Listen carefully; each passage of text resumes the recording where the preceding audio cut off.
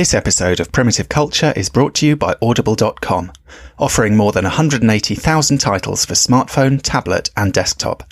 To get a free audiobook of your choice and to help Trek FM at the same time, visit audibletrial.com/trekfm. And also by Enterprise in Space, an international programme of the non-profit National Space Society. Find out how you can help science and education and become a virtual crew member aboard the NSS Enterprise Orbiter by visiting enterpriseinspace.org. And if you want to join the conversation and share your thoughts on this episode, join the Babel Conference, our listeners group on Facebook. Just type BABEL into the Facebook search field. We look forward to seeing you there. This is Tim Russ, Lieutenant Commander Tuvok on Star Trek Voyager, and you're listening to Trek FM. Open your mind to the past. Oh, this may mean something. I've been coerced into watching tonight's movie. You do have books in the 24th century. It's a primitive culture. I'm just trying to blend in. Some people think the future means the end of history. We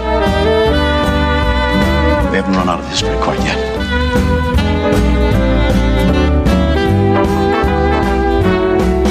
Hello and welcome to Primitive Culture, a Trek FM podcast all about our history, our culture and how Star Trek relates to it. I'm Duncan Barrett and today I'm joined by Lee Hutchison. Hi Lee, how are you? Yeah, I'm really good. I think we're the only people that are not going to be discussing Star Trek Lower Decks on premiere day, so I feel like we're an outlier in Star Trek fandom today.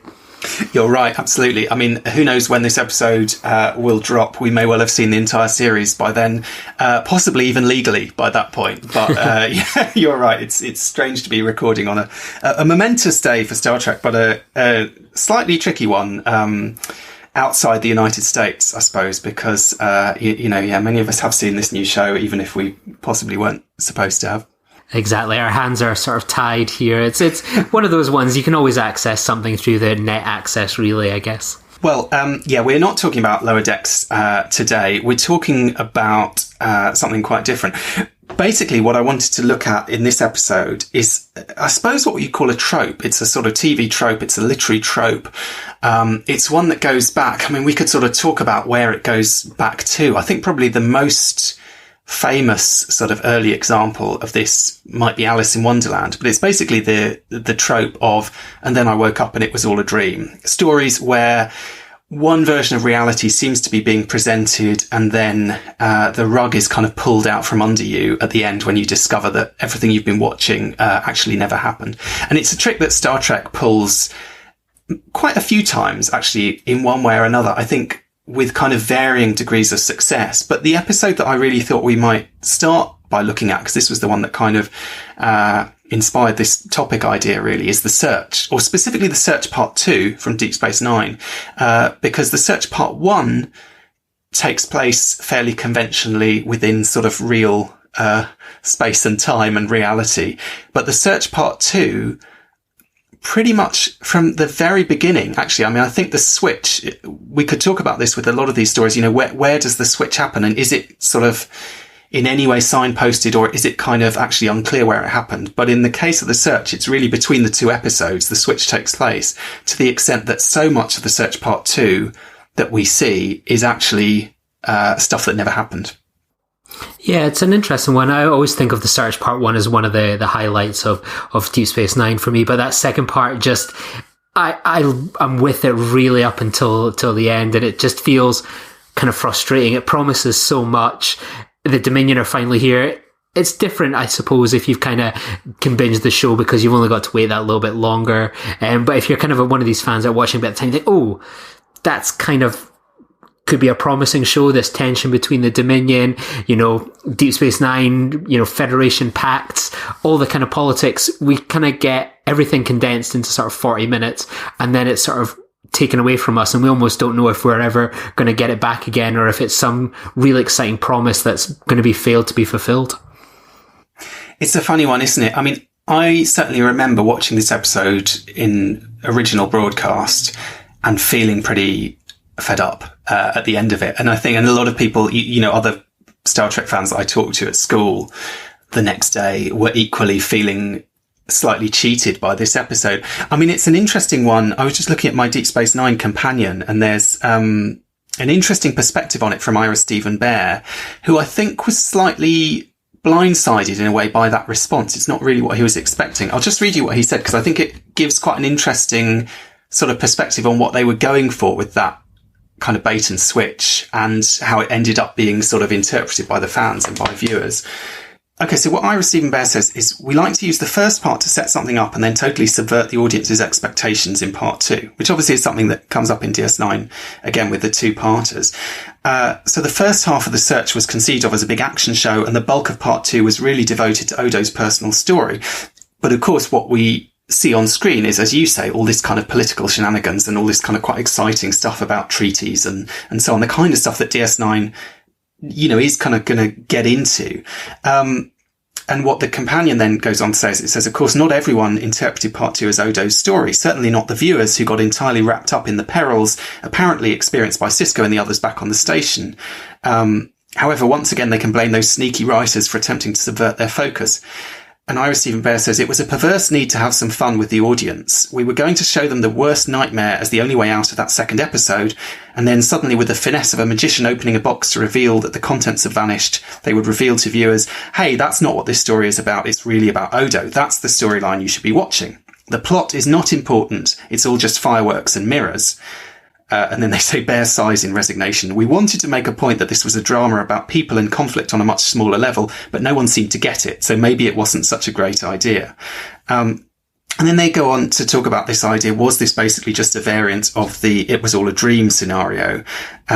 And Ira Bear again said, I never thought of it as a dream. It was implanted thoughts. And there's something more, he said that he thinks there was something more sort of threatening about that. The idea that the founders could play with reality, to that extent.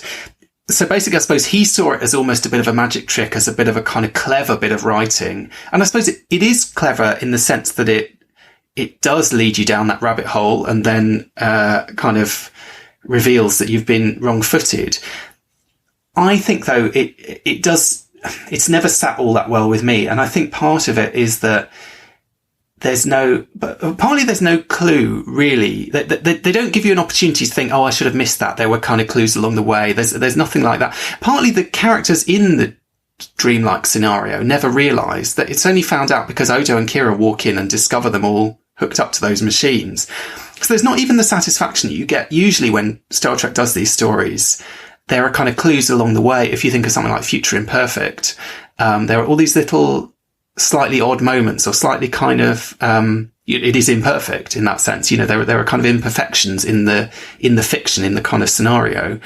And you get the satisfaction of that character who's going through it, eventually seeing through it. So you get Riker has that great scene where he tells Picard to shut up, and he kind of calls them all out and says, this is a load of rubbish, Similarly in, say, Inquisition, Bashir gets that great moment where he suddenly realizes that they're all fake and they're not, who they say they are. It's the kind of, it's a fake meme. It's that moment that people get of that kind of, it's a fake, my reality is not what it seems to be. And I think maybe the fact that you don't get that anywhere in this episode, I suppose it makes sense if the writers were seeing it as Odo's episode, that you don't get any of that, because all of this stuff is almost just a distraction. But I think for the viewer who sat through it, it doesn't feel like that. It feels like this was quite significant and important. Yeah, I think the one thing that sort of gives it away a little bit is how quickly everything moves in that storyline, in terms of, right, the Federation are going to move, there's going to be this treaty signed, everything kind of just continues to just snowball at quite an accelerated rate, which we're not used to in something like Deep Space Nine in particular, which is quite slow and meditative when it comes to sort of its big plot moves. So you're kind of thinking like, oh, this is kind of big, and this person, I think there's the element of when you see someone killed as well, you think, okay, I don't think they would have done that. That's true. When they kill Garak, that's quite a big, you're thinking, wow, did they just, but then you're thinking, maybe that's DS9 being really bold, Yeah, I always think I suppose it's that Star Trek always there's always something potentially up its sleeve. And I think in these types of it was all a dream kind of episodes, there's always some sort of little gimmick up its sleeve, whether it's a lonely alien boy, actually someone was just in a transporter for 8 seconds.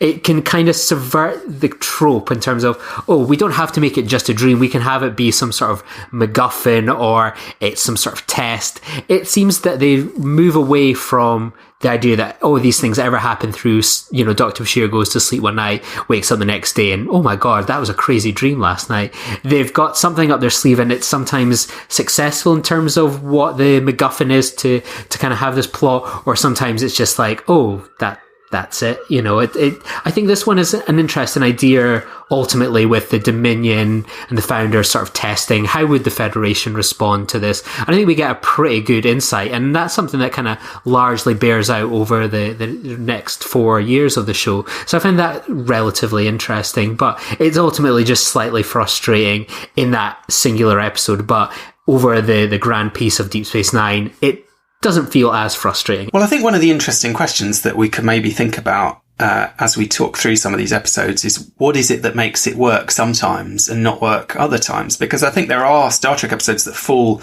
at least broadly, into this category that are among, the finest installments of the franchise, that are kind of, gold-plated classics that sort of play with these ideas of reality and fantasy and so on. And yet at the same time, there's a lot of kind of slightly knee-jerk prejudice against, the idea of a reset button, the idea of a story that is sort of allowed to play. And I think this kind of is what's happening with The Search to some extent. Is it feels like they're allowed to kind of raise the stakes. They're allowed to kill off Garrick. They're allowed to kind of do all this big sort of global stuff to do with, the Federation and the Dominion and the Romulans and all this stuff. And then somehow they can do all of that because it's all going to be swept away and reset at the end of the episode, and actually none of that ever happened. Is it to do with a sort of understood contract between the viewer and the writer, and it's when we feel like that contract has been violated somehow that we get a little bit pissed off and kind of think, I don't accept this somehow. But there are other episodes which find ways of kind of doing similar things, but maybe, I think Future Imperfect's a good example, because I would say that's a more successful episode. I don't personally like the reveal that it's this lonely alien, to be honest. I kind of prefer when it seems like it's a Romulan plot. I like that kind of reveal, which is closer to, I guess, what you get with DS9 in Inquisition. But are there ways of doing these stories where it feels like where it feels like the viewer is kind of being taken along for the ride rather than just being presented something kind of under false pretenses? I think it's interesting to kind of think of it sort of even as a sort of production side there. It kind of came to me there that something like Future Imperfect, season 4, some would argue that's Next Generation's peak. You've had the success of season 3, Best of Both Worlds comes along, season 4, probably one of the highest hit ratios of successful and popular episodes. Future Imperfect comes along, it's an enjoyable episode. Whereas Deep Space Nine, a very sort of different show at that point. You've now got Next Generation off the air. Voyager is months away on the horizon. And Deep Space Nine is sort of struggling in that first 2 seasons to bring over the audience from something like Next Generation. And people are more excited probably about Generations on the horizon. And then you've got these kind of interesting couple of episodes. You've got Jem'Hadar, this family drama that turns into this epic that has a Galaxy-class starship destroyed. Then you've got The Search Part 1, brings along the Defiant. There's Romulans involved, cloaking devices, all-out action. And you're maybe thinking, oh, this could be a twist and a turn here. And then you go into The Search where it's so much promise and excitement. And then it feels like, oh, that could have been an exciting kind of way to take this show. Oh, I'm a bit disappointed in that. I feel like that could have been a more exciting Deep Space Nine to go down with this conflict with Vorta, Federation, how Starfleet reacts to something like this that we ultimately were going to get. But I can imagine at the time audience members feeling like, oh, I think I can see a better TV show to be had here, and Deep Space Nine is failing to sort of, bring me in. Well, the weird thing is, ironically, they are almost giving you a taste of the show that they could do. And maybe that was part of it. It is kind of almost a dry run for the sort of politics of the Dominion War. But then it's kind of, it's a bit of a cop-out and it doesn't sort of go anywhere. Almost maybe it's a little bit of a tease, a bit like, with Year of Hell in Voyager, they teased that the year before with the episode Before and After, which had, similarly, I suppose, was a bit of a reset button episode insofar as it kind of, I guess you get these episodes that work in different ways. Sometimes they go into the future, like Future Imperfect. Sometimes they take place in a sort of continuous present. I mean, I think Future Imperfect is also quite enjoyable to watch. I guess part of it is about the pleasure, isn't it? It's about the pleasure the audience gets in seeing things the same but different. So Future Imperfect, there's a real pleasure in that. Maybe the thing with The Search is we don't realise that it's different. We think that we're seeing the kind of everyday. Whereas, even with something like Future Imperfect, okay, there's a possibility that it's genuine. And interestingly, when Star Trek does these stories again, with something like The Visitor, Twilight, these other episodes that kind of take place in the future of the lives of the characters, those are episodes that have to have a reset button in order to undo it. But they're not fantasies. These are genuine futures, but they're futures that kind of get wiped. And I guess some of the same questions come up about, how do we feel about all these scenarios that Star Trek gives us and then deletes, whether it's in that way, whether it's, something like Course Oblivion in Voyager, where I think they make real drama out of the fact that it gets deleted, and that story gets sort of lost to time somehow.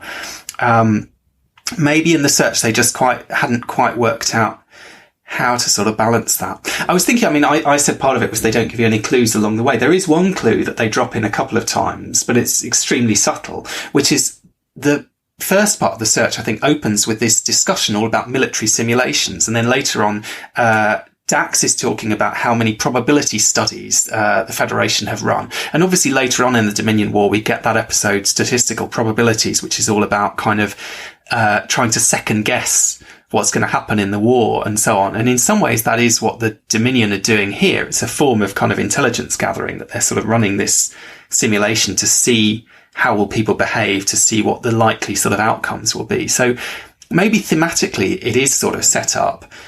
It just, to me, it doesn't feel like it's set up in sort of within the story in the way that in Future Imperfect there are those little clues. Something like, I don't know, another interesting example, I think, or another relevant example might be Ship in a Bottle, which is an episode, again, of Next Gen that kind of, it does this trick of sort of pulling the rug out from under you and revealing that actually they were on the holodeck when they thought they were on the ship. That's an episode where I think it works very well. And I did an episode of Trek Ranks a few months ago, with Clara about top 5 Star Trek WTF moments, basically. And I said in that discussion, this is one of the very first episodes of Star Trek that I remember watching because I was completely blown away by this kind of mind-bending trick that the episode had pulled. I'd been watching it, I'd been going along with the story, and then it suddenly reveals that this whole chunk of the story that we thought was happening was not real and was actually a trick. But I think it worked in that episode, because they've sort of set up the parameters somehow. And even in Elementary Data, they've kind of set up some of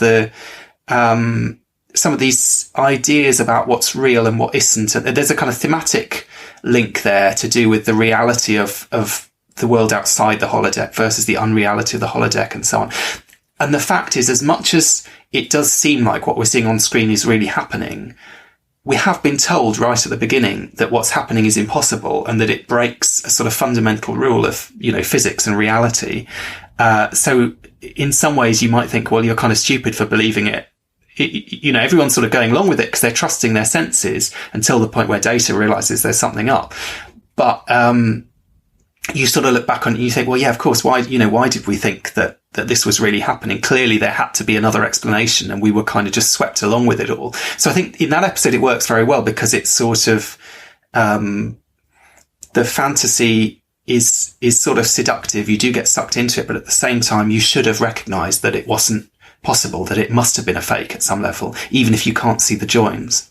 And you've got this master villain behind it all in terms of Moriarty as well. To pull on one of your threads that I kind of was thinking of there when you talked about sort of you have something like The Search where Ira Stephen Bear and some of the fans are like, oh, that's kind of maybe a bit of a misfire or a bit of a mistake. But ultimately, it doesn't seem to get the same sort of reflection where you hear something like Year of Hell, another thing where it plays out this alternative history that gets wiped and reset, where you hear it now where there's interviews with people like Brian Fuller, Brandon Braga, people that were involved in the show where they're like, you know what, we really wanted to do this as a year. It was frustrating. We could have pitched it to the actors. Everyone was really excited for it. And then it kind of doesn't happen.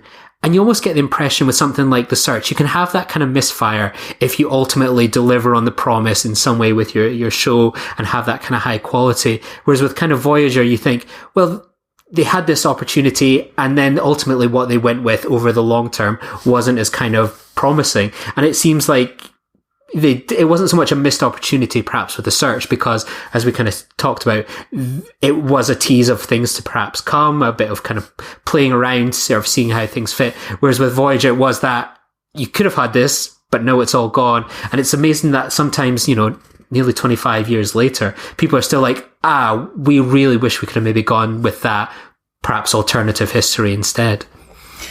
It's an interesting one with Year of Hell. I don't have as big a problem with it as a lot of people do. Maybe again, because I sort of think it's kind of baked into the premise. They're fighting a time ship that can change history, that can rewrite things. We know in Star Trek you can rewrite history for good or ill. It's kind of obvious on some level that do you know what I mean? Like the story has an escape route baked into it, from this scenario. And to some extent, we know that that's what's going to happen with Star Trek. I mean, if you think of something like the episode Deadlock in Voyager, once Harry Kim dies, we know that, we're going to get, maybe we don't know that we're going to get the other Harry Kim, or how exactly it's going to kind of level out, or how it's going to work. But, you sort of know these things. The toys are going to get put back in the box to some extent. It is going to sort of resolve itself. And I think maybe the thing with The Search is really all you're given in The Search is there's a locked door and something is behind that door. And you're given these two stories that appear to have almost nothing to do with each other, because until you realize that the founders are, the Odo's people are the founders of the Dominion, it does seem like these are sort of two unconnected plot strands. And then suddenly they come together. Maybe there is a kind of, I suppose you can see why they thought it was a clever idea. It is a clever trick, but at the same time, it's a trick that just maybe slightly annoys people. But I do wonder, are these things slightly subjective? Are they based on, what are your kind of genuine expectations going into it? I mean, it's interesting to know what are the debates that are going on in the writers' room about these kind of issues, about these kind of, because often it's sort of about the stakes and about the kind of consequences, isn't it? And often there is that sort of back and forth between the writers wanting to do one thing and the producers and, the kind of Rick Bermans of the world, sort of coming back and saying, yeah, you can't do that. No, sorry. You can't go that far. You have to kind of rein it in a little bit. And interestingly, of course, talking about The Search, I mean, The Search has this kind of, sort of bait and switch ending, this ending where it turns out none of it was real. Ira Stephen Bear famously wanted to end the entire series of DS9 in that way, because he talks about the idea, he pitched to Rick Berman this idea that the very end of DS9 would be that we basically discover that, as we've seen in Far Beyond the Stars and in Shadows and Symbols, this idea that maybe Ben Sisko and the story of DS9 is the fantasy of Benny Russell, that basically that would be the ending. The ending of the series would be, our reality in which Benny Russell exists, and he's just been dreaming up. He said he wanted to have him wandering around the sound, the stages at Paramount, basically, as if they'd made a TV show out of his stories or something. And Berman was just like, yeah, no, you're not doing that.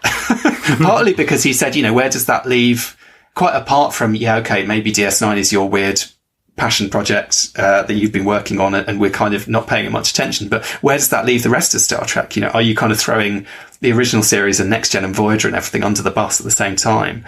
But I think it's interesting that Ira Stephen Bear obviously was quite keen on this idea, and it is an idea that comes up in, with TV shows. I mean, most famously, St. Elsewhere ended with this revelation that the entire series seemed to have taken place within the mind of an autistic child. It's this sort of idea that maybe it comes down to sort of how do you end your show? There seems to be this temptation for a lot of writers to kind of say, it almost feels a bit sort of petulant, this kind of like, well, I'm done with it, so, sod it. None of that ever happened. Or to kind of recognize, I'm the writer, I created this. This was a fiction. This was a fake. This was not a real thing. Somehow to want to smash through that kind of illusion, to kind of break that fourth wall in some way and sort of do something quite subversive. So you get all these shows with finales that really annoy people, whether it's Lost or The Sopranos, where they cut in the middle of a scene, or, you know, as I say, St. Elsewhere, where they basically said, yeah, none of that ever really happened. It's interesting the way that writers seem to want to do that as a kind of, maybe it's a sort of power move on one level.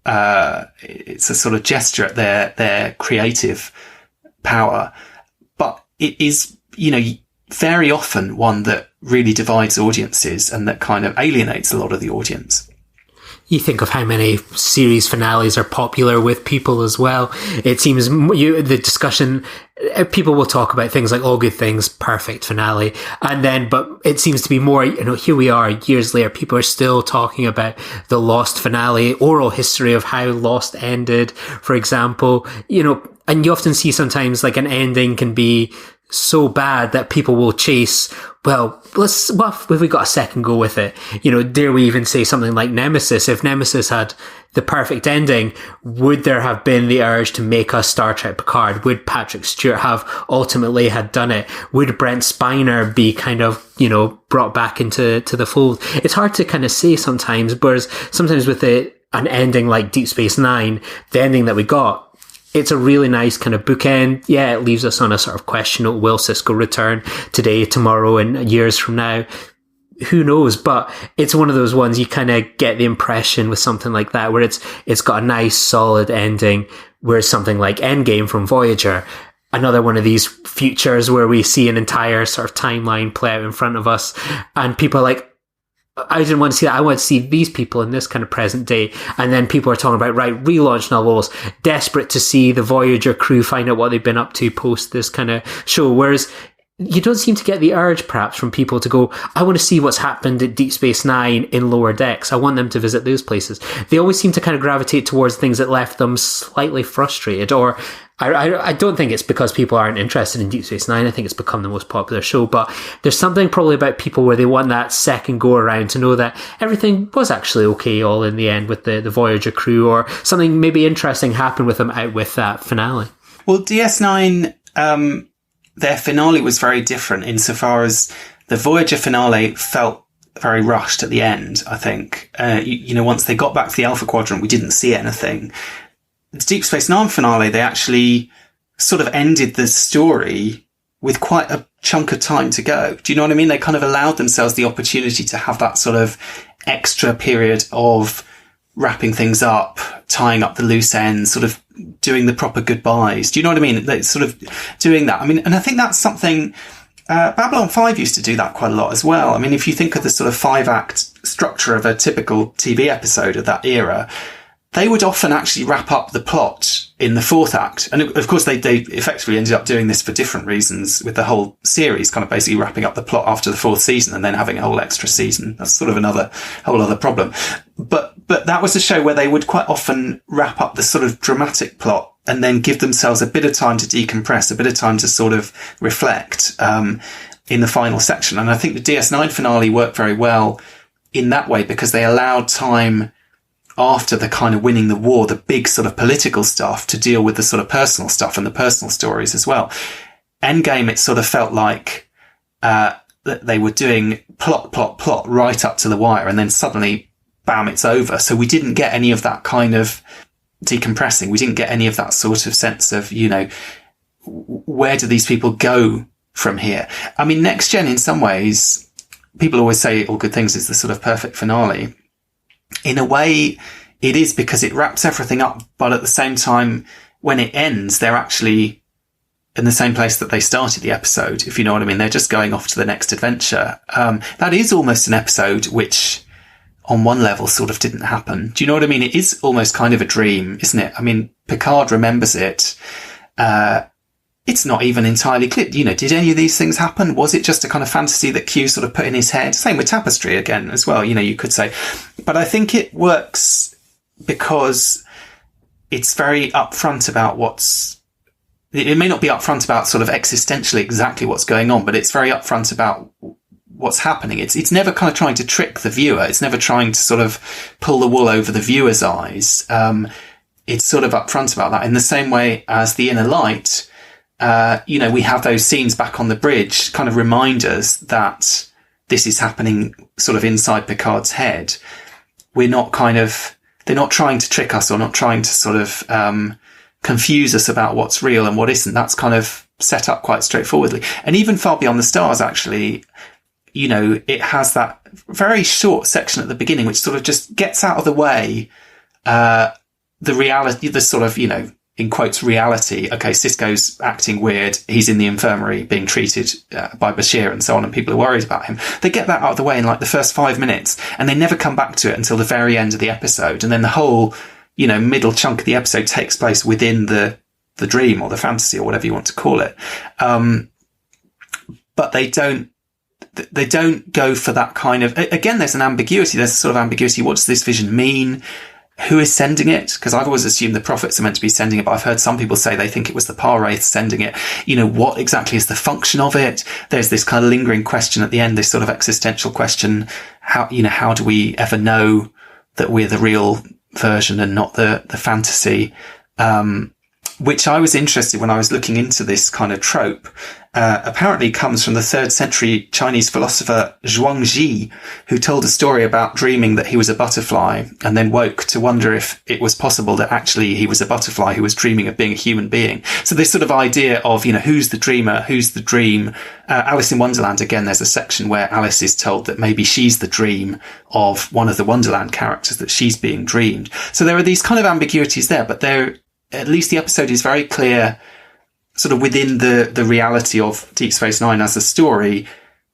There's a kind of frame that makes sense within that story. And I think maybe it is partly about sort of when does the switch take place?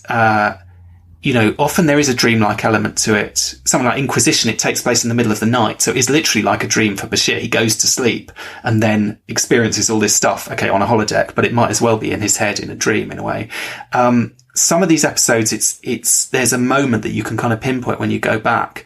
As I say, with The Search, it happens between the 2 episodes, which is almost, that in itself almost feels a little bit like a cheat, because it's like, that's time that, again, sort of thinking about this contract, we sort of accept that, obviously we know that there must be time that happens between episodes that we see, but you kind of don't expect them to use that against you in a way, to use the fact that, yes, there's 1 week and then there's the next week. And do you know what I mean? It feels sort of dishonest somehow. Whereas at least if it happens at a moment in the episode, you can kind of go back and say, yeah, okay, that was the point where something shifted. That was the point where something changed.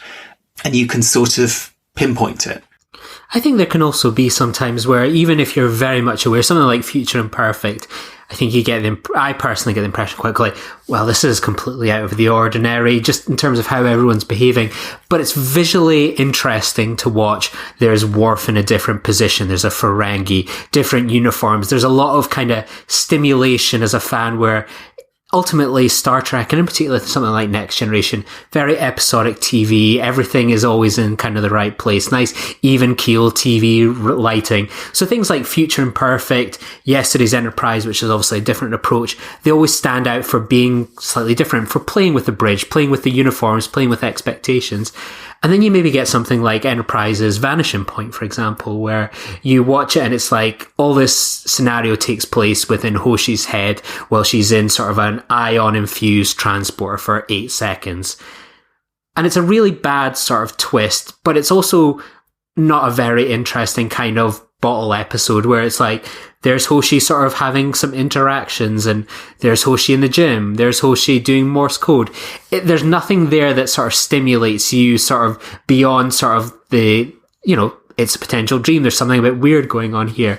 It just doesn't kind of grip you the way some of the other scenarios do, where even though you know the twist is going to come, it's going to be pulled out from underneath you, you still go away going, oh, I really like that idea, that comm badge. And you can sometimes see in the cosplay what people pick as their favourite episodes. It's sometimes those episodes, whether it's Far Beyond the Stars, Your Future Imperfect, all good things for a variety of different reasons. I think ultimately sometimes it comes down to it got to kind of break free and play with elements in a way that they couldn't normally do so. It lets them push things one way or another. Now, that's true even in The Search, I suppose, in that it lets them push things in terms of the politics and all this sort of thing. But I think you're right. And maybe the problem with Vanishing Point is, yeah, it doesn't really push anything. And therefore, the episode feels, you know, it's kind of pointless because it never happened. But it's kind of dramatically pointless as well, because And they sort of try to make it be about something at the very end by saying, oh, Hoshi stepped onto the transporter at the end, which I have to say, I mean, I've seen that episode a few times and it barely registers for me. It's like, it doesn't feel like a moment in the story at all. It's not telling Picard to shut up, is it? Exactly. No, exactly. And you have to have Archer basically saying that was the point of this story. Do you know what I mean? There was some kind of character development. There was some kind of point here. Something happened. That's the only level on which anything happened, is Hoshi had a kind of momentary dream where she was a bit less scared of the transporter than she was before. I suppose you could say the stakes are sort of monumentally low somehow, compared to some of these other stories. And it's not a trick. It's not a test. There aren't, nothing really hinges on her, snapping out of it. And again, it's one of these ones, I do wonder whether this is part of what makes them work or not. She doesn't realise, just as in The Search, they don't realise. So you don't get that satisfying moment of kind of, aha, you made this mistake. You got something wrong here. I've seen through your trick or whatever, like you get with, Bashir or Data in these other episodes. I think that kind of works against it in quite a bad way. It's interesting though. I mean, some of these ones where there's a kind of nightmarish element to it, it can be quite effective. The switch between, you're talking about pushing things to an extreme or pushing things beyond the kind of normal. When I think it can work quite well is when you start quite mundane, you start quite realistic, and then it sort of gradually ramps up. And in some ways it's a little bit like, there's that kind of trope in horror films, isn't there? Where you have, is it over? Is it not? Is it a nightmare? And you get that in First Contact with Picard, we think he's woken from the nightmare, and then he has the Borg thing erupting from his face. And then that's the second nightmare. So it's kind of, he gets that sort of moment of waking up, but it's just a short moment. It's like, in Aliens, there's that moment where, Ripley, there's a kind of chest burster, crisis, but it turns out to be a dream right at the beginning of the film. So you get these kind of, they're little teases and they're quite quick and they're out of the way quite quickly. And it's just like a sort of horrific moment. It can work quite well. I mean, I would say in Voyager, both Coda and Barge of the Dead work quite well insofar as they start off seeming to exist in reality, and then they get increasingly weird and freaky, and you sort of start to think, okay, this can't be right. In Coda, I think the way it works, partly, and I know a lot of people don't like that episode for various reasons. I sort of don't mind it. I think it works better than it might do in some ways. Because partly because it sort of plays on the cause and effect riff. So you think there's a sort of Star Trek-y explanation for what's going on that's very different from what turns out to be the real one. So it sets itself up as a different kind of episode. Then you've got Janeway coming back to the ship. Then she's got the phage. You're thinking, wow, what are they going to do? They're going to have to cure her. And it's when suddenly the Doctor starts trying to kill her. It's like suddenly the episode has flipped and you're like, okay, this can't, do you know what I mean? You have that moment where you think, okay, this can't be real anymore. It's pushed it too far, but it's slightly crept up on you. And again, with Barge of the Dead, there's this kind of sense, it feels quite realistic, apart from, that thing is bleeding on B'Elanna's coffee table. But then you're thinking, is there some weird mystical Klingon thing going on? Is there another explanation for this? What's going on? But there are these kind of clues, like Janeway calling Alana instead of B'Elanna. And so these kind of little clues along the way, but it's not totally clear that reality is not what it seems to be. It gets increasingly strange until you get that point where Tuvok starts acting really weird and sort of being quite aggressive and so on. You think, okay, there's definitely something up here. And I suppose maybe that captures that experience of being in a dream where you realise that you're in a dream.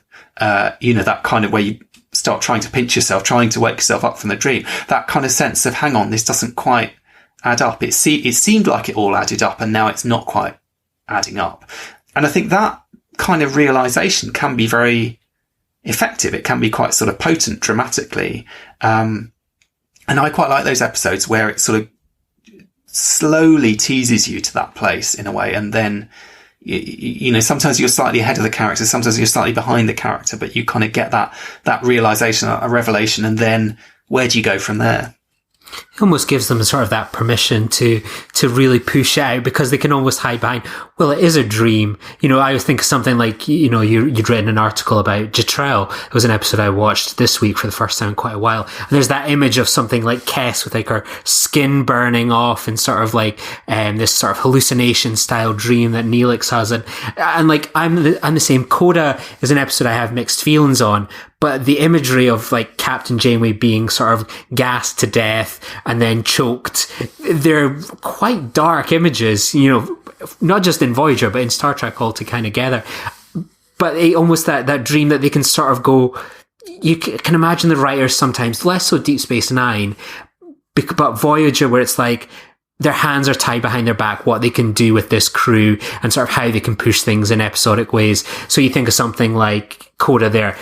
Let's kill the captain. How would it feel if they turned on her and she's dead and she's off to the afterlife? What would a Voyager crew look like without her? Then you have something like Barge of the Dead, sort of Torres getting real in touch with her Klingon side.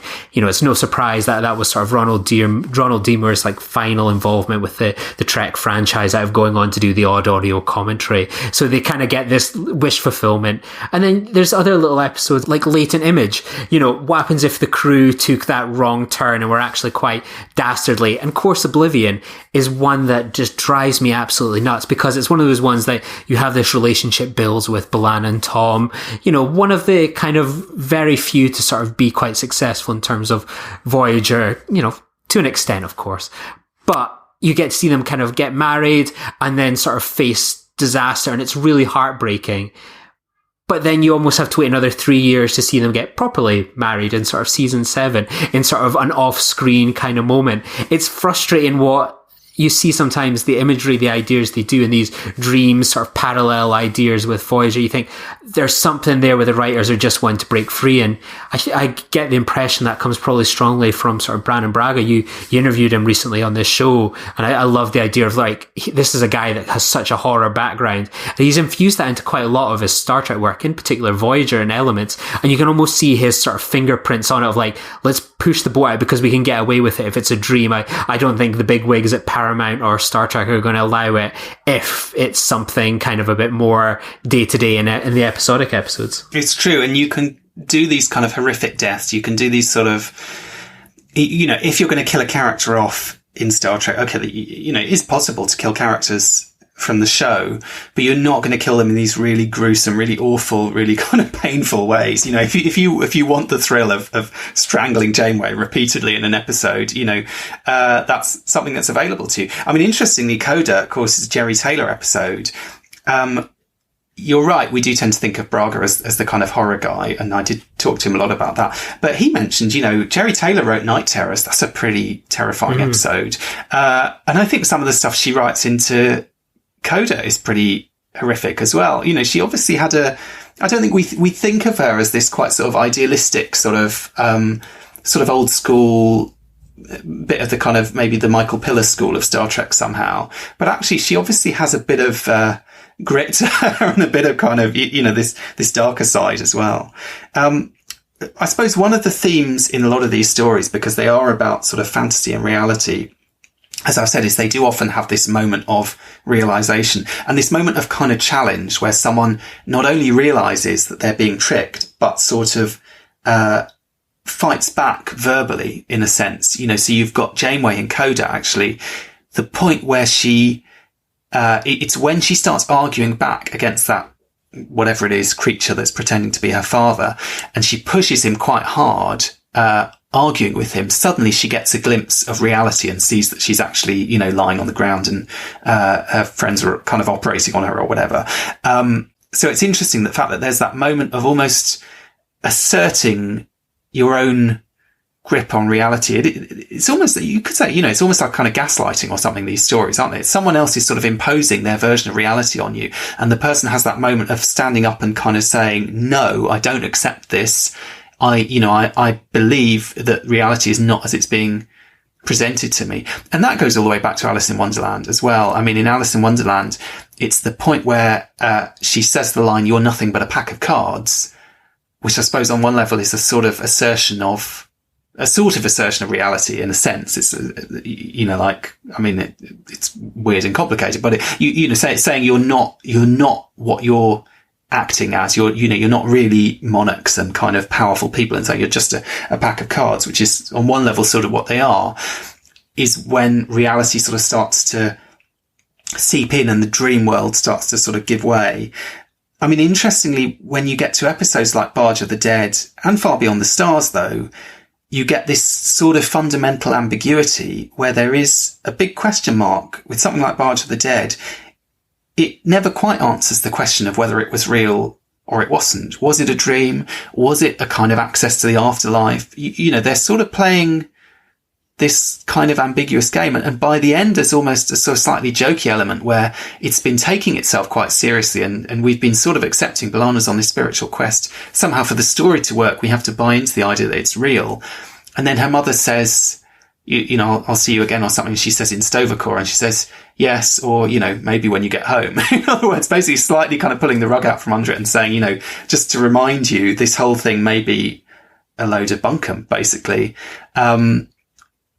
But I think it works quite well in that episode. I think it sort of plays the ambiguity in a way that in itself is quite satisfying, because I suppose the problem is Voyager can't come out and say there is a Klingon afterlife.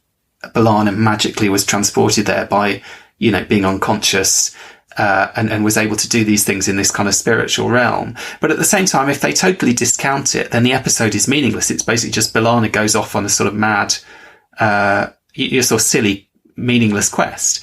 So I suppose they managed to find a way of doing it where they sort of keep those stakes intact just by being sort of skirting that line somehow, sort of refusing to come down one side or the other on what's real and what isn't. And maybe, I don't think that's exactly what's going on in Far Beyond the Stars, but it's interesting that Far Beyond the Stars also sort of tries to play this game of having Sisko make that speech at the end, which I have to say never quite works for me, you know, maybe for the same reason that the ending that Ira Stephen Bear wanted for the series certainly wouldn't have worked for me.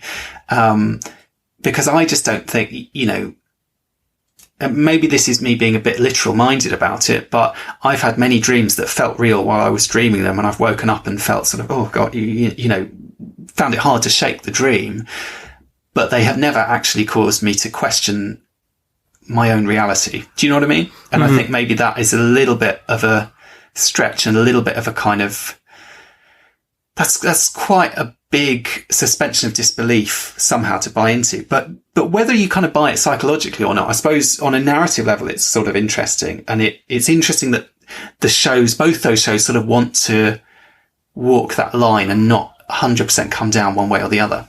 I think it's one of those ones that I think almost becomes the discourse around something like that, where, you know, we were talking the other day, sort of, as we were sort of getting the homework, where we both kind of got to the end of Vanishing Point and went, God, that really was a sort of terrible kind of twist and reveal, because the whole episode hinges on how do they get Hoshi back? You know, what's going on here? And the ultimate mystery completely falls apart. I always find it quite interesting when, you know, Far Beyond the Stars, in terms of in the What We Left Behind documentary, fandom discussion as far back as I can kind of remember from when the episode aired all the way through to now, no one ever sort of goes, oh, you know, there's the debate about how they got into that situation where we see this kind of universe kind of take out. The discussion almost seems to be about, isn't this powerful what they have to say about race, and that this is classic Star Trek that shines a light on race issues, you know, what a performance by Avery Brooks, you know, whether, you know, obviously there's some people that do disagree, but there's no one almost goes, oh yeah, and like, you know, there's never anyone talking about, oh, and then it's sort of the prophets or the parade. There's that tiny discourse elsewhere, whereas the success of the episode, people almost feel like it really doesn't matter how they got there. It could have been some sort of holodeck adventure or something like that, you know, something like Vanishing Point, just ultimately it hinges on one thing, whereas the main sort of what holds it all together with something like Far Beyond the Stars, it ultimately didn't matter to a lot of viewers, it feels like. Well, it's about something really important. I suppose that's part of it, and it feels very real. And one of the things that always impresses me about that episode is that all those characters, you know, the entire cast get to play new characters, and all those characters really come to life, you know, and they don't have much screen time, each of them, to do that. Obviously, you get, you know, I suppose, Armin Shimmerman and René Auberjonois get these kind of quite meaty, sort of stuff to chew on. But, you know, even, you know, Michael Dorn's baseball player and the Jake character as well, you know, they managed to kind of imbue quite a lot of reality somehow into these totally other people that we're only, you know, spending a matter of minutes with each, in a sense. And to kind of make that feel quite real. I suppose that's part of it, is even though that weirdly kind of counterintuitively, even though we know from the very beginning that on some level it's not real, it feels very real and it's played very real. And yeah, possibly Avery Brooks's performance, some people feel it goes a little bit too histrionic or whatever.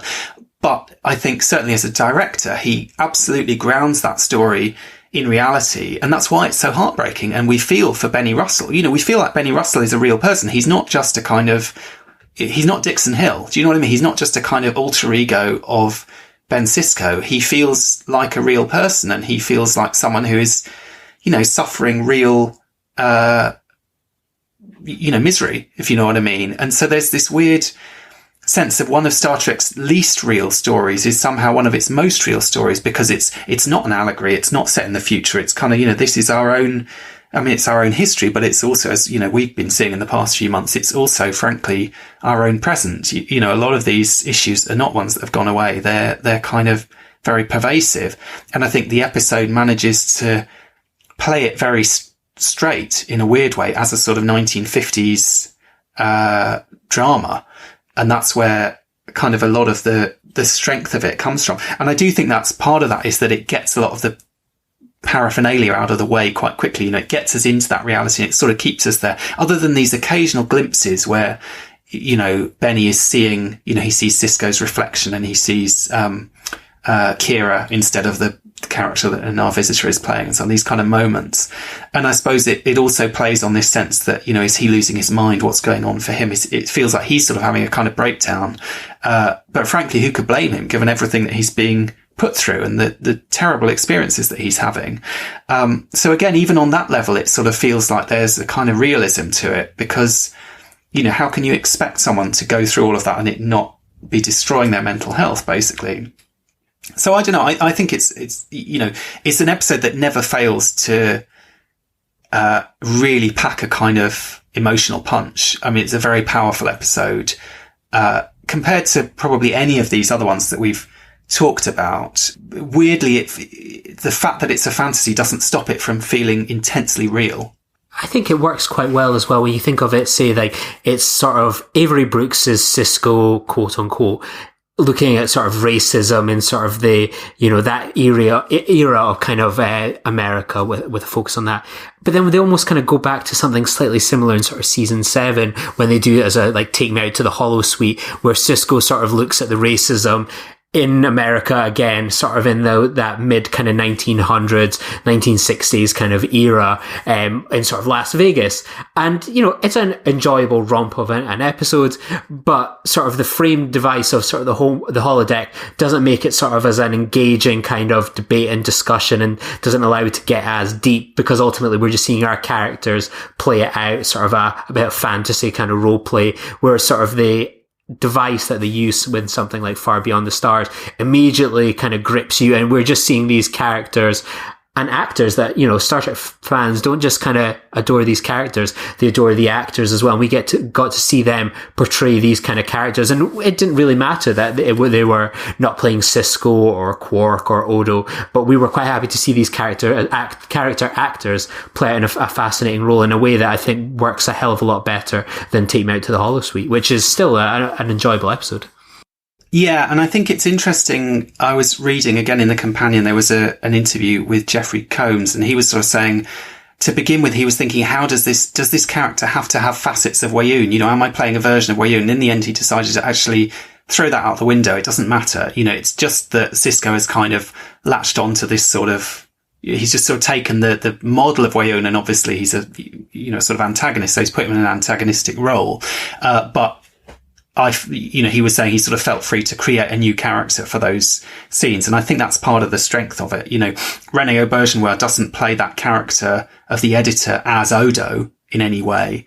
Although obviously you can see there are parallels between him and Odo's sort of, being stuck between, if you think of Odo working for the Cardassians or something like that, Odo as being a sort of stickler, for the rules and so on. And there's this kind of sense that editor character is, frustratingly sort of inflexible and, going along with the hierarchy and with the rules and all these sorts of things. I suppose there are kind of elements of parallelism between the kind of, the real, in inverted commas, DS9 characters and the sort of Far Beyond the Stars characters. And then there are these kind of inversions. So you have the Quark character who suddenly becomes the sort of, mouthpiece of kind of liberal values in a sense. And also, I suppose, ironically, maybe a communist where, Quark is the sort of ultra capitalist.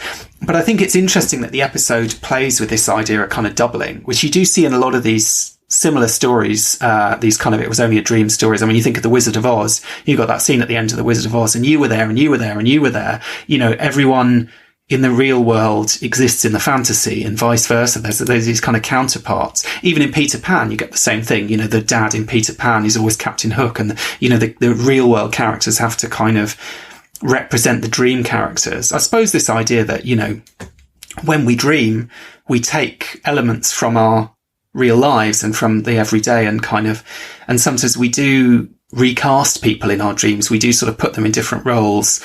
Everyone isn't necessarily playing the same part. It reminds me actually of, there's that discussion in one of the Mirror Universe episodes, isn't there? What do they say? The players are all the same, but they're all playing different parts or something. I mean, it is obviously something that Star Trek likes to do, but I think that kind of doubling works particularly, effectively here.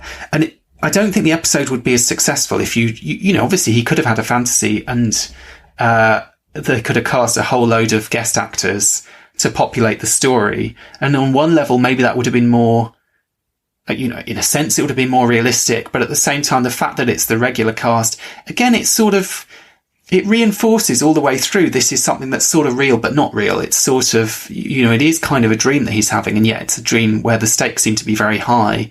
And obviously there is, a level of reality to it. And also on this kind of meta level, it's, we know Star Trek was conceived of as a way to tell real world stories in a science fiction setting, in a, dream, in inverted commas setting. So it's an episode, it's sort of operating on so many different levels simultaneously, different levels of reality, different levels of fantasy, different levels of, dream reality. And it's sort of toying with that all the way and even acknowledging it within the story insofar as they have this discussion. Well, what if he makes his story a dream? And you have Armin Shimmerman's character coming in saying that guts the story. It ruins it, a bit like we're saying with The Search. Okay, The Search was a great bit of political drama revealing that it was all a dream, guts the story. That's sort of the debate that they're having. Does it ruin the story? Does it make it more poignant? What are the kind of balancing acts? Because it's a high stakes game in a way, telling these sort of stories that aren't really real. And if you screw it up, you have an audience who are really unhappy with you, but if you can make it work, then as we've seen, some of these episodes are absolute classics. Yeah, I think so as well. And I think like one of the episodes you touched on earlier, Inquisition, I think that's a very underrated episode as well. It's one of these ones, it's almost a classic kind of spy thriller where we're so used to kind of spies being kind of about deception and sort of subterfuge. And I think we got to see that sort of how they use sort of the holodeck with kind of Bashir and so on. And it's that element, again, it works on kind of multiple levels. It goes from one level to another. He's stranded on Deep Space Nine, then it's within the Dominion, then it's all kind of revealed sort of Sloan, and then he's dropped back in. I think it's a very underrated episode, and probably one of the most kind of consequential episodes of sort of, this dream scenario actually reveals something that now has carried on into, you think of something like Future Imperfect. Yeah, we got to see some of those comm badges again in future episodes. With that episode, we got to see the birth of Section 31, which would appear in a few more episodes, then in the prequel series Enterprise, then in some movies, now in the new Star Trek Discovery series, and now it looks like it's going to get its own spin-off show. Who would have thought, dream within a dream, dream episodes often don't have further kind of consequences. This one is all built around this reveal that's had huge impact on sort of Star Trek and had huge discussions since. Yeah, I think that's an interesting point, that although 90% of Inquisition didn't happen, I suppose it did happen for Bashir. It did, on one level it did happen. It wasn't literally a dream, even though, as I say, it happened in the middle of the night. So it kind of feels a bit like a dream, probably from his point of view. But the real world consequences are quite significant and far reaching. And he, through the course of that experience, has discovered something, quite sort of significant, and meaningful and real. I mean, weirdly, I suppose this sense that, this was Section 31 was this kind of secret. It was almost like this dream. And I suppose the more they go into Section 31 now, and it seems like in Discovery's era, it was out in the open, and then it's kind of become this sort of unconscious thing that no one is quite aware of somehow. And they're sort of becoming murkily aware of it and sort of trying to find out more about it. I think it's an interesting one. Yeah, I think it's an interesting question why it doesn't bother anyone to the same extent that so much of that episode is a fake out. Whereas, say, Vanishing Point, it does. But I think you're right. Maybe ultimately the episode does lead to something, and it kind of sets up, it almost ends on a sort of ... to be continued kind of thing. Because they basically say, when Section 31 come back, this is what we're going to do. So they're sort of promising this story's not over yet. This is not the end of it. So as much as it was unreal, they've uncovered something real, and it's kind of going to go forward. Maybe that's part of it. Whereas some of these ones, something like Vanishing Point, ultimately nothing happened. Even in Eye of the Beholder, I think that's quite an interesting one, because that's a very strange episode where a large portion of that episode just takes place in Troy's head, and you don't really realise that until right at the end. And I always find it really confusing. Whenever I watch it, which I have to say I don't watch it particularly frequently, but I'm usually sort of vaguely aware that that's the case, but I can't necessarily see it. Do you know what I mean? You don't necessarily see it coming, and then you watch it through and you think, okay, hang on. So what was the last thing in that episode that actually did happen? And I think that slightly hurts the episode, I guess, at least with the DS9 one. And I have a feeling with Inquisition, it again, and maybe this goes slightly against what I was saying earlier about them cheating by doing it in the break between episodes. I think it happens between the teaser and the episode itself, possibly. When is the switch, if you know what I mean? If you're thinking of it like a magic trick, like Ira Stephen Bear was saying, he thought they were performing this clever magic trick with the search, it's always about misdirection, isn't it? It's always about, you think one thing's happening, and that's the point where the real body is swapped for the dummy or whatever it is. And that's how the trick takes place. You're supposed to be misdirected at the point when it's happening. But I don't know. I think it's interesting. You're right. That's one that I don't think it does suffer from this kind of issue. And maybe it is about the kind of real world consequences. And the reason people don't like reset button episodes is because of the lack of consequences, isn't it? And I mean, at the most extreme level, you think of something like Dallas, for example. They famously did a kind of reset button on an entire season of continuity and just unwrote it, and basically said that whole, everything that happened going back, going way, way back, was all a dream inside someone's head, as a way of sort of getting themselves out of a kind of continuity snag or whatever, and freeing themselves up to bring a character back and do all these sorts of things.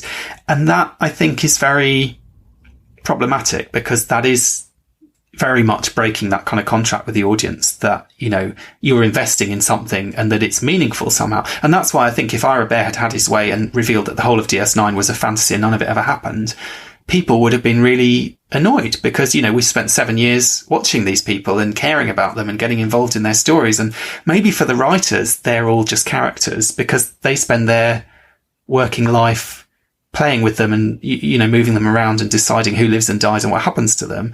But for the audience, on some level, they're more real than they are for the writers. Yeah, I think so as well. I think it'd be interesting, sort of. I remembered when it was sort of discussed, this twist ending or what it could have been. It's one of those ones I've never thought, I would love to see that. There's so many alternative history kind of Star Trek, whether it's movies or TV shows or ideas that I would love to have seen played out. But that's one that's never stuck in my head, that going, I would love to have seen them end Deep Space Nine that way. I think, Rick Berman has been pulled up for, putting the guardrails on some promising ideas in the past. I think this one, he probably had his finger on the pulse here. I think that would have been, I think it would have tainted the show perhaps. And I think we'd have discussed it in a very different way.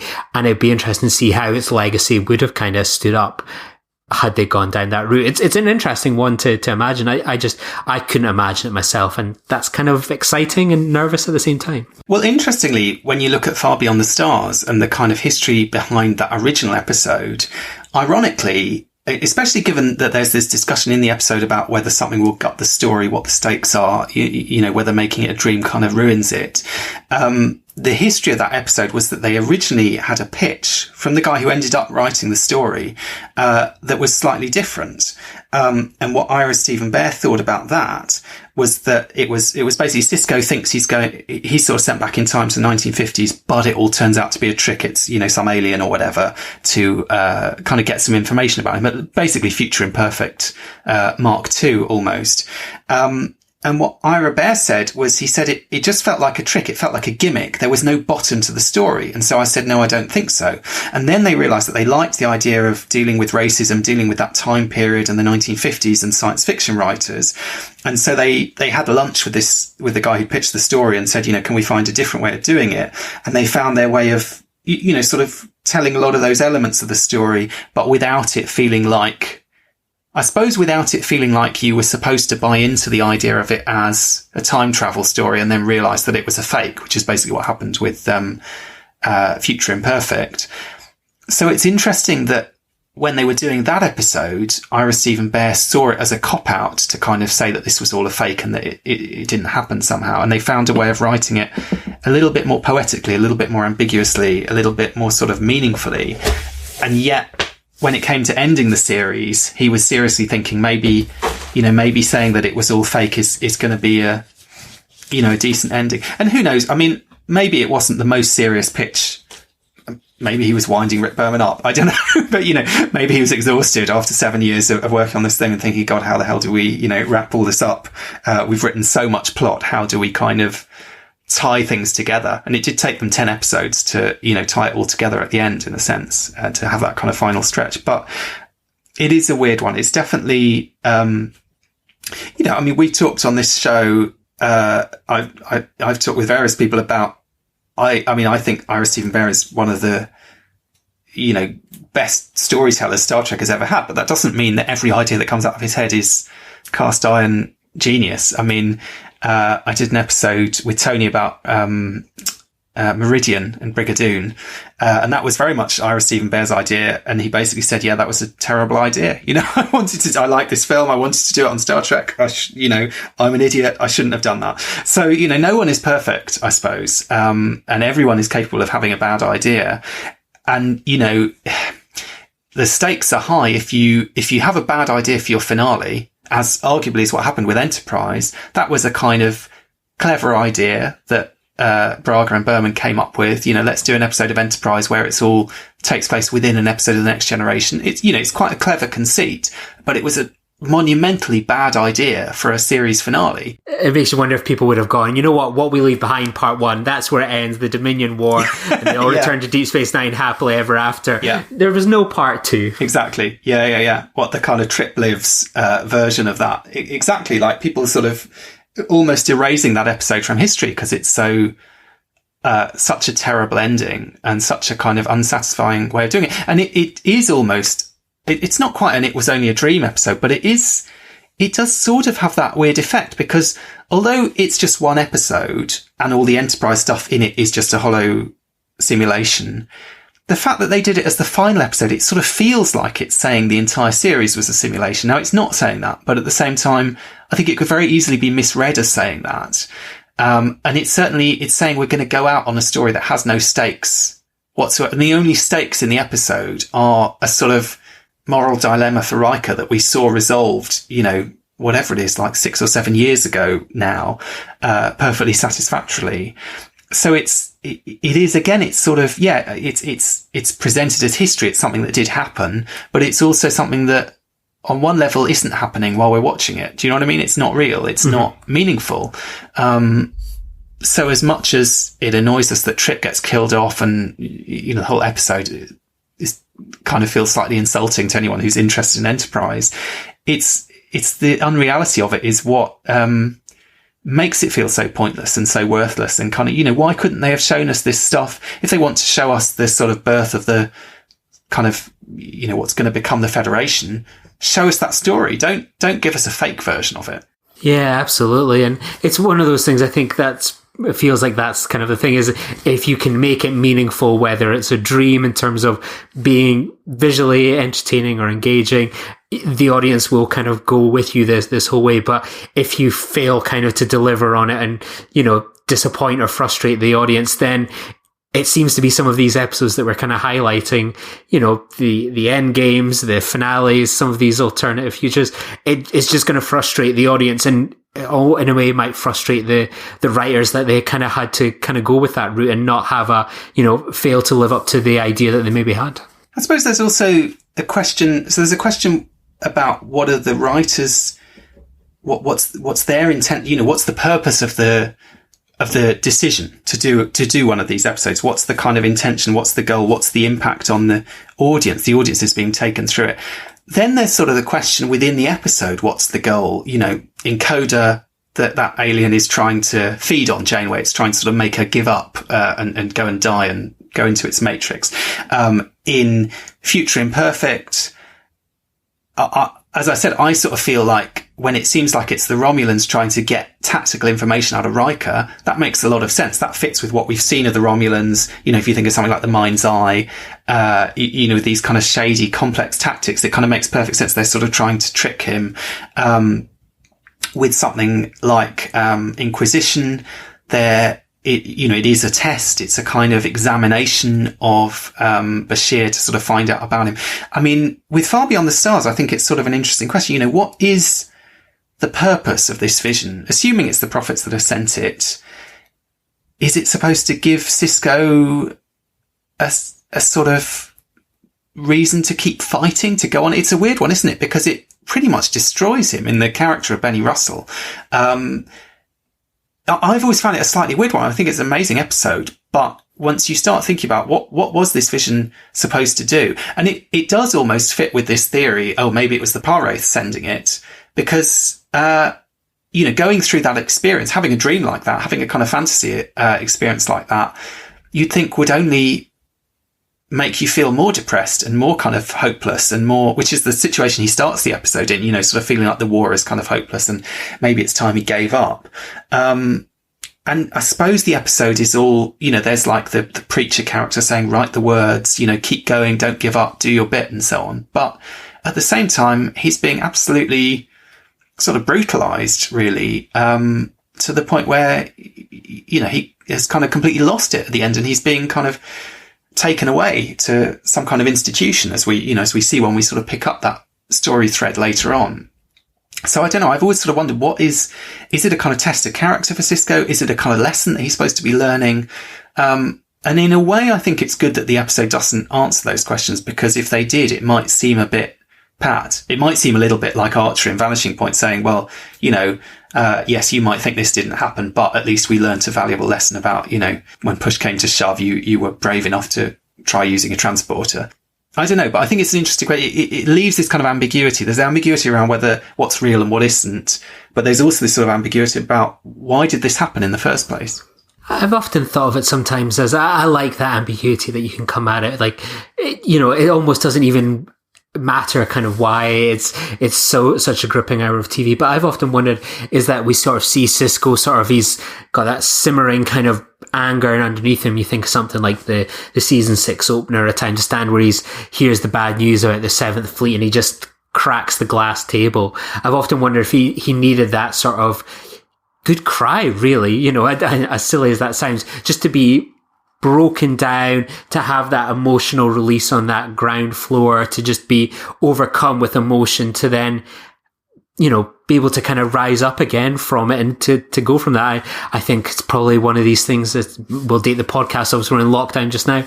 You know, you hear about people that are just have that moment where they just emotionally break down, have that good cry, you know, let their emotions come out of them so that they can get back up the next day and go, right, I've got a bit more energy, I've cast it off, here we go again.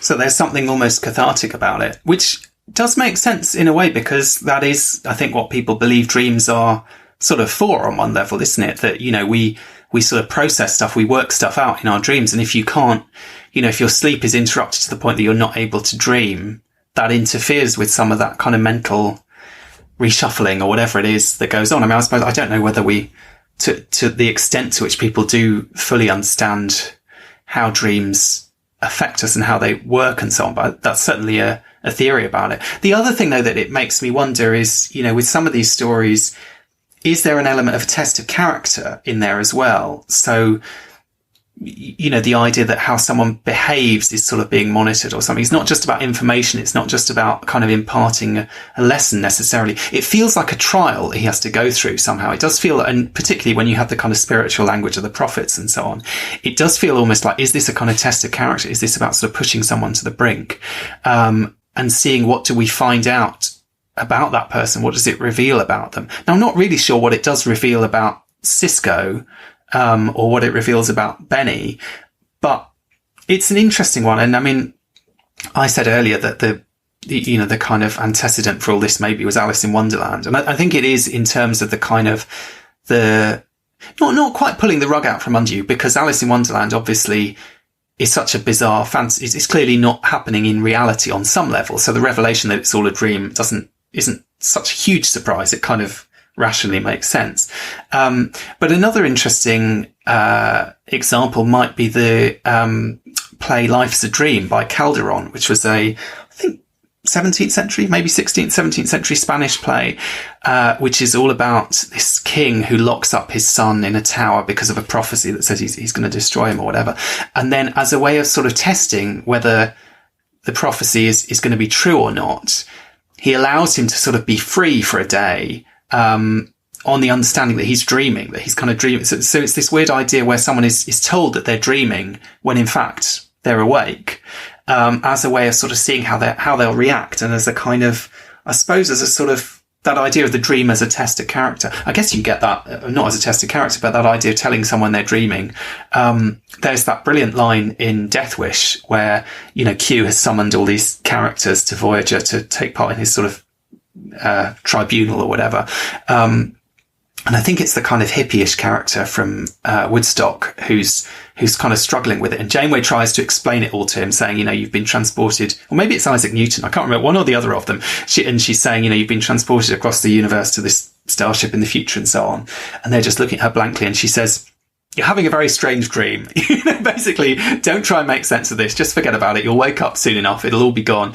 Just accept this is not, this is not reality, and we'll kind of take it from there. So I suppose there's that sort of interesting question of, if someone, once you realize you're in a dream, I mean, do you try and wake up? Some people, get into lucid dreaming and kind of controlling the dream and so on. But how do you react? And maybe there is an element there of, again, going back to Alice in Wonderland, the mirror universe and going into a different, if you're how do you behave in the mirror universe? Cisco in the mirror universe goes and sleeps with Dax, like his first night there. I mean, what are the kind of rules if you're in this sort of fantasy? It's not a fantasy world. It is a reality, but it's a different reality where everything is kind of altered. The mirror universe is almost like a sort of nightmarish version of Star Trek. It is almost like a kind of bad dream. And I suppose there's this sort of question, how do people respond? How do people behave in these different scenarios? And often that's one of the things that Star Trek is kind of interested in. If you think of the Inner Light, really it's about, how does Picard behave as a man with a family and very different priorities and a very different sort of life experience? What happens if you drop him into that, I was going to say that reality, but that sort of apparent reality.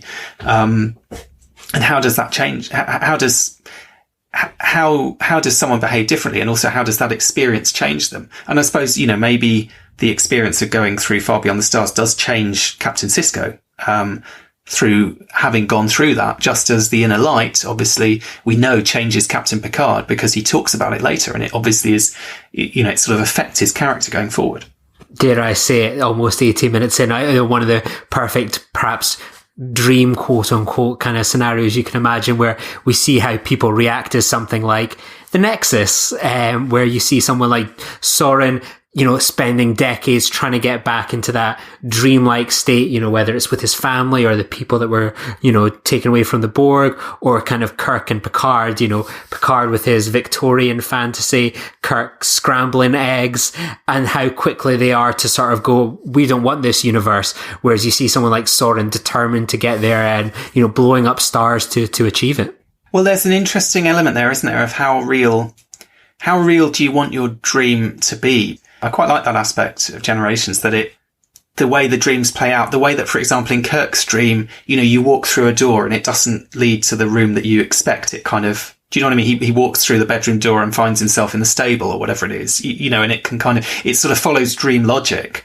And I feel like it plays quite well in a way with Kirk anyway. It plays quite well. You can see the appeal of that fantasy, but also the sort of unreality of it. And you get it with this sense that, there's no risk in there, and he can do the jump and he doesn't feel anything and so on. Obviously with Picard, it fails miserably, I think, because the fantasy that they give him is so, it doesn't, like, he deserves better. Do you know what I mean? He deserves a better fantasy life, we think, knowing Picard as we do. It feels so, sort of staid and boring, and kind of the least appealing side of Picard somehow is what comes out in the fantasy. I always think it's a shame we don't see Soren's fantasy. What is it that he was longing to get back to? Because obviously Kirk was quite seduced by his fantasy. Picard was seduced by his for about 5 minutes. Soren is so seduced by his that he just will do anything to get back to it. So what was it? What was Guinan's? I mean, I don't know. I kind of think it's a shame we don't get to see enough of what these very seductive dream experiences are. Because obviously Star Trek, even going all the way back to the Cage, you've got Pike's fantasies in the Cage about, picnicking with, having a girl and a horse and a picnic and all this, this sort of thing. What is it that these captains dream of? And we sort of want it.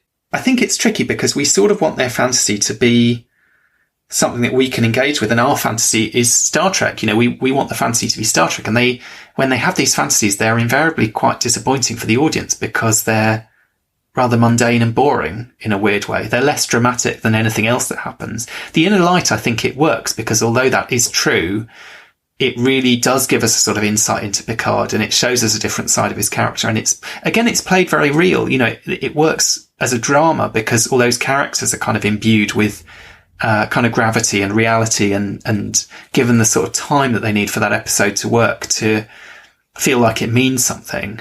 But it's a tricky one to know sort of how to do that, and how do you cast the fantasy in a way that it feels real? And I suppose that is part of what storytelling is, isn't it? That is what any story is. It is kind of presenting fiction as, we take it as real, even as much as we know that it can't be real. We kind of have to buy into it at some level.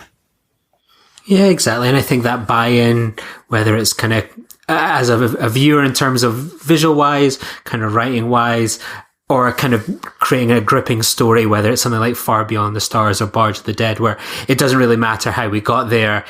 They'll become classic episodes that people are discussing and enjoying, or else they'll become episodes where it could be the Dallas episode where it's like, I can't believe they did that, or the Vanishing Point where, God, is that really the kind of the twist of the episode? I think it always just hitches on how engaging you can make it. And, audiences will let you away with murder that, okay, yeah, sure, I can imagine a little kid alien creates a fantasy Enterprise D for Riker to play jazz. And yeah, sure, I'll go with that. It asks the audience a lot, but, it's amazing what an audience will give you when it comes to science fiction in terms of attention and approval.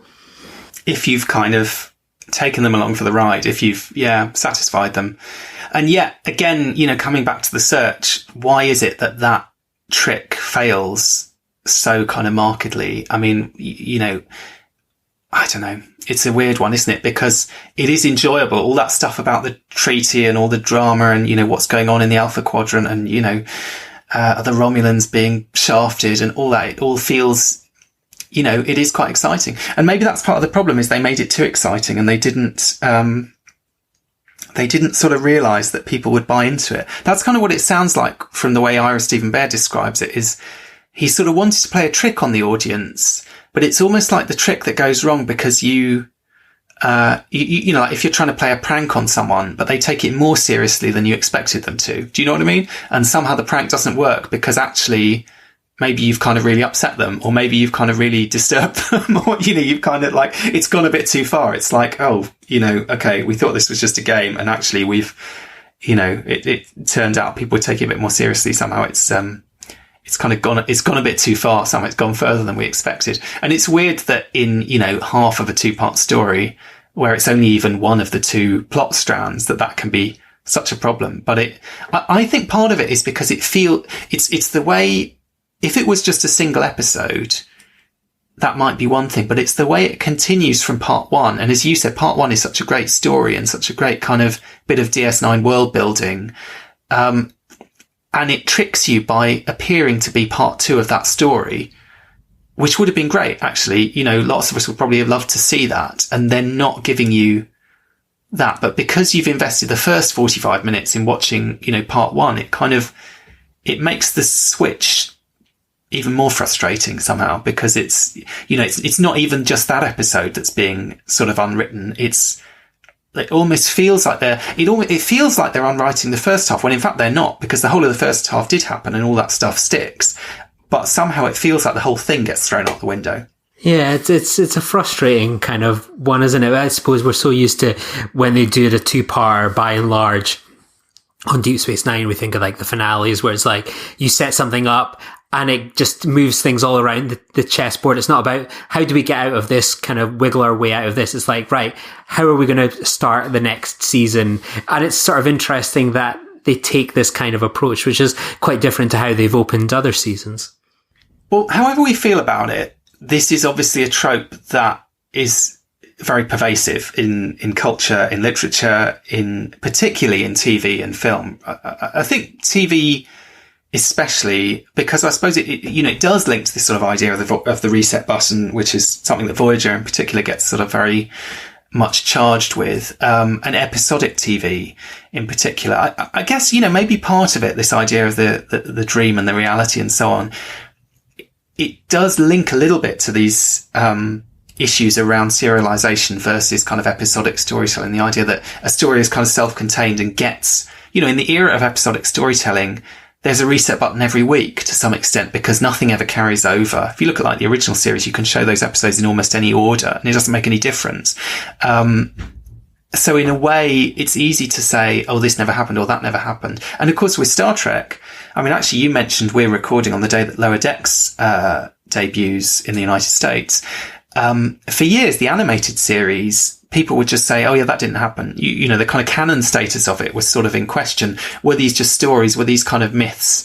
You know, there was kind of that. I think there's even a joke in Voyager about some of the stuff that supposedly happened on the original series, you know, whether it's like the big green hand or whatever, some of the more strange stuff that we almost sort of, we kind of like to pretend that Star Trek exists in this quite realistic world. And yet there are lots of things within Star Trek that are very unrealistic and a bit kind of mad and bonkers and wacky and so on.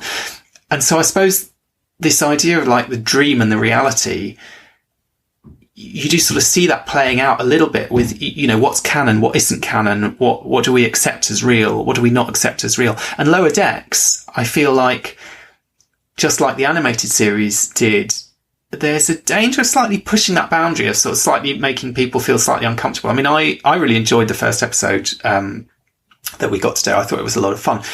But there is, I suppose, a slight sense of like, obviously Star Trek can be playful and silly and do comedy episodes and so on. But how far can you push the sort of reality envelope? How far can you kind of, how sort of wacky can you go before you start to endanger that willing suspension of disbelief? Because it's a universe which is at one level, it's a universe which is both very open creatively and kind of can do all sorts of things. Some of them quite off the wall and wacky in various ways, but also it's remarkably well tied together. You know, it is for a franchise of, you know, whatever it is, 800 plus hours, the continuity is pretty strong. I mean, obviously there are issues here and there, but, you know, broadly speaking, it all does hang together. And there's been so much effort put into making it feel real. It's the ultimate dream that's been carefully constructed to make it feel as real as possible. So you can almost go and live in it and believe somehow that, you know, as Cisco keeps saying, it's real, you know, on one level, it does feel real. Obviously, we know it's not real, but we buy into the reality of it. That's a function of all fiction, but it's particularly with Star Trek when it gets to like canon and this is canon and this isn't canon. This is, believable physics, and this is, you know, the level of detail that goes into it, and the level of, you know, is cetacean ops a real thing? Well, you know, in Lower Decks, they're talking about cetacean ops. We've had cetacean ops kind of sort of glancingly mentioned in Next Gen, but we never quite really acknowledged, is there really a cetacean ops with dolphins and whales and things, or is that just a sort of silly in-joke? You know, there are these, that's kind of one of these elements of like the realism of Star Trek, that it's sort of toying with something, and so far has never quite gone there. Now, if they go and spend an episode in Cetacean Ops in Lower Decks, we kind of have to accept it's become a little bit more real than it was before, maybe. And I think it's one of these ones, ultimately, that when we spoke about this, like it's dreams in this episode. How many of them actually ultimately are dreams? That it's such a tricky one to fall down, that we have had, you know, ion storms causing things, little creepy alien kids, prophets and paras, so many other different kind of things. And we could almost kind of go down a barrel of, is the holodeck sort of dream like kind of scenarios brought to life? It's interesting, as you say, Star Trek is mad and crazy. And even sort of their quote unquote trope about dreams, is very much sort of slightly different from that. It's sometimes bonkers, sometimes crazy, sometimes painfully dull in sort of its execution, but it's something that you could go down a hell of a rabbit hole. And I think we've kind of only probably just scraped the surface of how many episodes could almost fall under this trope if we were being ultra creative. Absolutely. And I mean, ultimately it becomes a sort of topic for Metatreks, I think, about kind of reality and unreality in Star Trek. And that's something that obviously the franchise is very, you know, explores quite a lot. I guess what you don't ever get, although I suppose what Ira Steven Behr was wanting to do with the DS9 finale would have touched on that, is these kind of real, total reality breaking gestures like you get in sort of postmodern fiction, or with Red Dwarf, for example. They did this, I think. They did an episode of Red Dwarf, didn't they, where did they realise they were in a TV show? All I remember is they were walking around the set of Coronation Street and so on. So these kind of episodes that sort of totally break the fiction to some extent. As much as Star Trek might tease and toy with these things, and it might toy with the idea maybe Sisko's a figment of a 1950s sci-fi writer's imagination, it's never really going to come down on that side, because ultimately too much is invested in the reality of the Star Trek universe by this point. As much as there were inconsistencies, you know, all the way through, and continuity issues, so much is invested in the idea of making that feel real and believable and kind of coherent, that there's a limit to maybe how playful Star Trek's going to get with those kind of sort of dreamlike questions. Yeah, I would agree with that. Like, ultimately, the universe is so big and wild. I mean, that's as we're saying, we're speaking on the day of a brand new TV series launching, that you can ultimately make up anything within the Star Trek world to explore racism, to explore overcoming fears, you know, parental anxiety, you know, so many different things that we see explored in these dreams, you know, spy scenarios, you name it. There's always something that they can use in sort of this amazing kind of universe. They're not limited by sort of this plain old simple world we live in, where if we want to imagine being spies or having Mr. Worf sitting at the operations panel, we just have to sleep it and hope that that's our dream. Whereas in Star Trek, anything can happen, for sometimes better or worse. Anything's possible. And especially once you get into multiverses and parallel universes and so on, everything's not only possible, but, you know, it seems to be happening somewhere or other. Well, it's been a pleasure, Lee, going down this particular rabbit hole with you. Before you go, do you want to let our listeners know where they can find you online if they want to listen to more of your thoughts, or pick you up on some of these issues and tell you why Vanishing Point is their favourite episode of Enterprise? You can find me on Twitter at Lee Hutchison _. You can find me on 2 podcasts, Filibuster, which is a general kind of film and pop culture podcast, and also the A24 Project, which has featured Trek alumni like Anton Yelchin and Patrick Stewart as a Nazi. So yeah, plenty of Star Trek crossover, even in sort of indie cinema. Now there's a nightmare scenario, if ever there was one. Yeah, Patrick Stewart as a Nazi hunting down poor Anton Yelchin. Now that's definitely a nightmare. That's not a holodeck simulation we're likely to see on Star Trek anytime soon, I suspect, even in, Picard in its darkest moments. Well, it's been a pleasure, Lee, but talking about dreams and reality and when we can't tell the difference between the two is not the only thing we've been doing on Trek FM this week, so have a listen to what else you might have missed out on the network. Previously on Trek.fm. The Line, a Star Trek Picard podcast. Like you're saying about JL, I remember at the time reading this, Rafi calling him JL, and I remember that feeling weird to me. Like you, the first time it was in the comic. And then I was like, JL, that's kind of casual. But like you said, she kind of talks to that. But now rereading it, when I got to that, it just makes so much sense because I'm used to it now. It just seems so natural. But at the time, it felt a little odd. Earl Grey. Is that McCoy is still alive. Mm-hmm. And he goes and picks up McCoy. And Scotty and McCoy have adventures throughout the galaxy in their own running. No, then they go and find the Nexus and get Kirk back, and it's the three of them that go. And they go to Romulus, of course, as well, to help out Spock with the reunification. Yeah. And then they go to the Genesis planet, because obviously there's remnants of it after it blew up, and they find some Spock DNA, and they use some Borg maturation chamber to make themselves a mini Spock. But it goes wrong, so Spock is only like 6 inches tall.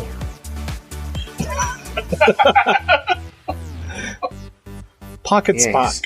And McCoy can put him in his pocket all the time. But he's got a wee kind of lapel pocket. Yeah, I like this, a breast pocket. We'll call him Spocket. Spocket in McCoy's pocket. I like that. Okay.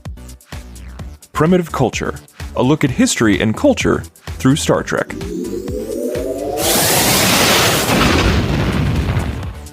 That whole title sort of feels like the beginnings of what Roddenberry would do with Q, and having all those play on Q, basically. Yeah. Which I think had you had Mudd come back, more. It's almost a shame that Discovery hasn't picked up that. And when they had Harry Mudd in, yeah, exactly. They should have done that. They resisted the temptation for the cheap. I mean, that is, as I say, there is always a temptation with these things to go for the cheap pun. Sometimes it's the right decision to resist. I don't know. I think a cheap pun is the right call every time, Duncan, to be honest. The Ready Room. What does it mean to be artificial? And when you cross that barrier from being biological to being artificial, but your memories have been transferred, how much of who you are is the memory that you acquire over the course of your life, and how much of it is the biological system of your body? And that's what else is happening on Trek.fm. Check out all these shows and join the conversation about your favourite corner of the Star Trek universe and beyond. You'll find us wherever you get your podcasts. If you're an Apple user, be sure to hit the subscribe button in Apple Podcasts on iPhone, iPad, or Apple TV, or the desktop iTunes app to get the latest episodes as soon as they're published. And please leave us a star rating and a written review. If you're not an Apple user, we've got you covered as well. You can find our shows on Google Play Music, Stitcher, TuneIn, Spreaker, SoundCloud, Windows Phone, in most third-party apps, and you can stream and download the MP3 file from our website or grab the RSS link. We'd love to hear your thoughts on today's show, and there are many ways for you to do that. The best place to join in the larger conversation is the Babel Conference, our listeners group on Facebook. Just type Babel, B-A-B-E-L, into the search field on Facebook and it should come right up.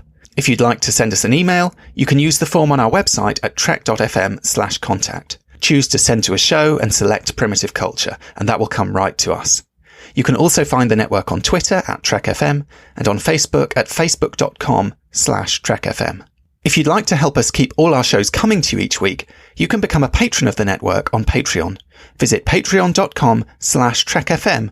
That's patreon.com/TrekFM to get all the details. Perks include early access to episodes, exclusive content, producer credits, and more, available through our special patrons website, Patron Zone.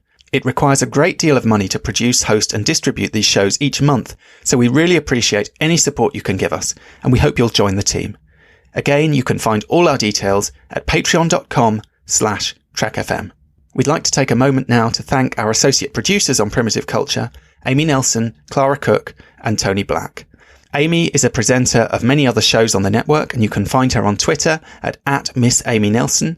Clara and Tony were two of the former co-hosts of this show, and they'll be popping back from time to time. You can find Clara on Twitter at ClaraJeanMC, and Tony at AJ Black Writer.